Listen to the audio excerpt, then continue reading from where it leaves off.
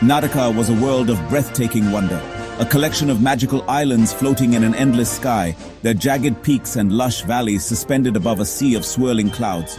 The air shimmered with enchantment, and the very ground beneath one's feet seemed to hum with ancient power.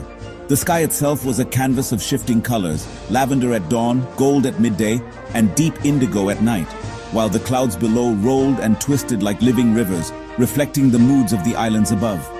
Each island, a kingdom in its own right, pulsed with a unique elemental power, fiery, watery, airy, earthy, or electric, casting its own aura across the horizon.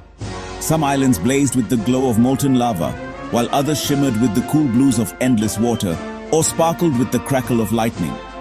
The boundaries between these realms were marked not by walls, but by the very forces of nature, swirling and mingling at the edges. In the heart of this ethereal realm stood Lumina, the capital city, a dazzling metropolis of crystal towers and radiant bridges, where light danced across every surface, and the air was alive with the gentle hum of magic. The city was a marvel of architecture, with spires that reached for the heavens and walkways that glowed softly beneath the feet of its citizens. At sunrise, Lumina sparkled like a jewel, its reflection mirrored in the clouds below. Here, King Mahaveer ruled with a gentle hand, his wisdom as radiant as the light magic he commanded. His presence filled the grand palace with warmth, and his eyes sparkled with the knowledge of ages. The palace itself was a sanctuary of peace, its halls lined with ancient tapestries and enchanted lanterns that glowed with a soft, perpetual light. The core bangle, an artifact of immense power and intricate design, rested on his wrist.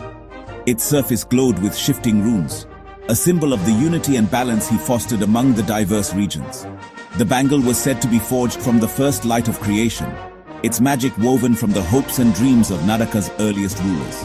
The bangle channeled the collective energy of the Isles, weaving invisible threads of magic that ensured peace and prosperity for all who called Nadaka home. These threads pulsed with life, connecting every island, every village, and every heart in a web of harmony. For generations, this harmony was the bedrock of their civilization, a promise passed down from ruler to ruler, echoing through the ages like a timeless melody. The seasons changed, storms came and went, but the unity of Nadaka endured, as constant as the rising sun. Encircling Lumina were the 5 elemental domains, each a world unto itself, governed by a capable and distinct leader whose powers shaped the very land they ruled. These domains formed a protective ring around the capital, their energies blending at the borders in dazzling displays of magic. Ignera, a land of volcanic peaks and rivers of molten rock, was ruled by the fiery and passionate King Ignis, whose temper could rival the eruptions that shaped his domain. The air here was thick with heat and the scent of brimstone, and the night sky often glowed red with the light of distant eruptions. Aquadelia, an archipelago of serene atolls and deep ocean trenches, was guided by the calm and thoughtful Queen Aqua, her wisdom as deep and unfathomable as the sea itself. The waters here were crystal clear, teeming with life, and the people built their homes on stilts above the gentle waves. Erwin, a series of plateaus so high they touched the clouds, was home to the swift and free-spirited King Zephyr, whose laughter echoed on the wind and whose curiosity knew no bounds. The wind here was ever present, carrying the scents of wildflowers and the songs of distant birds. Teros, a massive singular island of dense forests and unyielding mountains, was overseen by the steadfast King Terra, whose strength and resolve were as enduring as the ancient stones beneath his feet.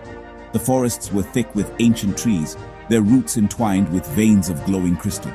And finally, Stormring, an island perpetually shrouded in a dramatic thunderstorm, was led by the brilliant but unpredictable King Steve, master of lightning, whose mind sparked with ideas as wild as the storms he commanded. The skies above Stormring were never still, alive with the dance of thunder and lightning. These leaders, though different in temperament and power, were bound by their loyalty to Mahaveer and the shared peace of Nadaka, meeting often in council to ensure the realm's continued harmony. Their debates were lively, their alliances strong, and their respect for one another unwavering.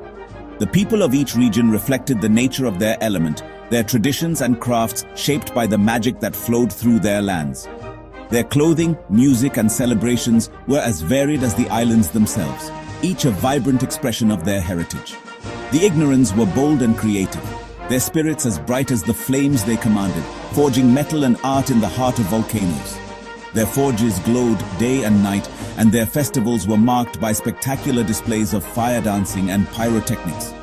The Aquadelians were adaptable and wise, moving with the patient flow of the tides, their lives intertwined with the rhythms of the sea. They were skilled navigators and storytellers, passing down legends of the deep in songs that echoed across the waves. The Erwinites were curious and adventurous, their hearts always yearning for the next horizon, scaling cliffs and soaring on the wind.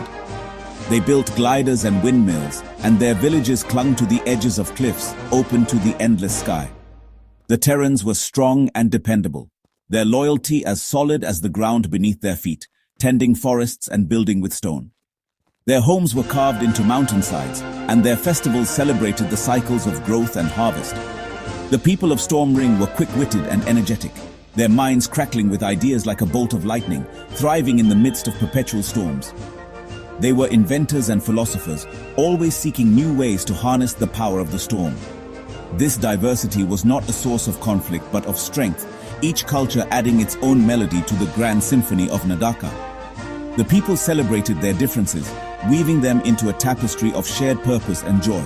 Their combined powers, channeled through the core bangle and guided by King Mahaveer, created a symphony of existence that was the envy of other worlds, a living tapestry of magic and unity. The very air seemed to vibrate with the harmony of their combined energies, and the land flourished under their care.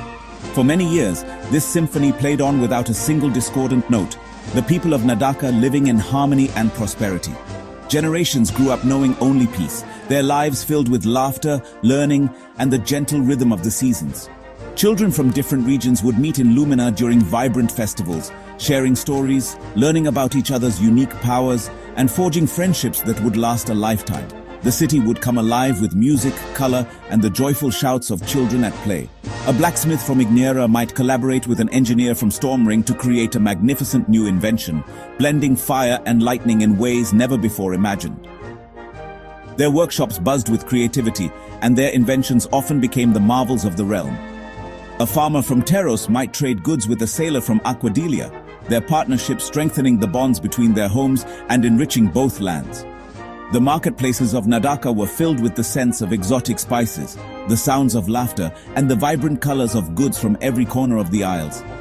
King Mahaveer encouraged these interactions, knowing that true unity was not just an agreement between kings, but a friendship between their people, a living bond that could weather any storm. He often walked among his people, listening to their stories and sharing in their joys and sorrows. He believed that understanding and cooperation were the most powerful forms of magic in the entire realm, and under his rule, Nadaka thrived as a testament to this belief. The city of Lumina stood as a beacon of hope, its lights shining far into the night, a symbol of all that could be achieved when people worked together. But as the sun set on another peaceful day, the winds of fate began to shift, and the first whispers of change stirred in the shadows. To be continued, and stay tuned.